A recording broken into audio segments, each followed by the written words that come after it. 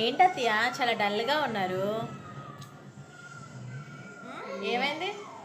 ఏం లేదమ్మా, షుగర్ కదా. తినకపోతేనే నీరసం, తింటేనే ఏం జరుగుతుంది భయం. ఏది తినాలో ఎక్కువ తినవద్దు అంటే తక్కువ తినమంటారు. తక్కువ తింటే నీరసం వచ్చేస్తుంది.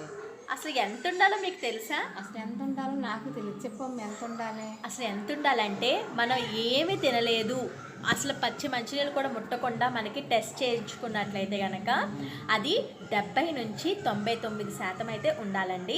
ఒకవేళ అంతకంటే ఎక్కువగా ఉంటే కనుక, అంటే అంతకన్నా ఎక్కువగా ఉన్నా సరే మీరు భయపడాల్సిన అవసరం ఏం లేదు. 126 అనేది లాస్ట్. ఒకవేళ 126 ఉంటే కనుక మీరు ఒకసారి HbA1c అనేది చేయించుకోవాలి. ఓకే, తినేసిన తర్వాత ఎంత ఉండాలి? తినేసిన తర్వాత ఎంత ఉండాలంటే మనకి 140 నుంచి 199 వరకు ఉండొచ్చండి. అది నార్మల్ వాల్యూస్ కిందే వస్తుంది. అంటే తినిన తర్వాత వెంటనే చేయించుకోవాలా అంటే 2 గంటల తర్వాత మనం చేయించుకుంటే ఎగ్జాక్ట్ వాల్యూ అనేది వస్తుంది. షుగర్ ఉన్న వాళ్ళు భయపడాల్సిన అవసరం లేదు, తినొచ్చండి. మరి తినకుండా అయితే కూడా నీరసం వచ్చేస్తుంది. కాబట్టి రోజు టెస్టింగ్ కూడా అవసరం లేదు. మీరు తినేది కూడా లిమిటెడ్గా తినాలి. అప్పుడే మనకి ఈక్వల్గా బ్యాలెన్స్ అవుతుంది షుగర్ వాల్యూస్ అన్న వాళ్ళకి.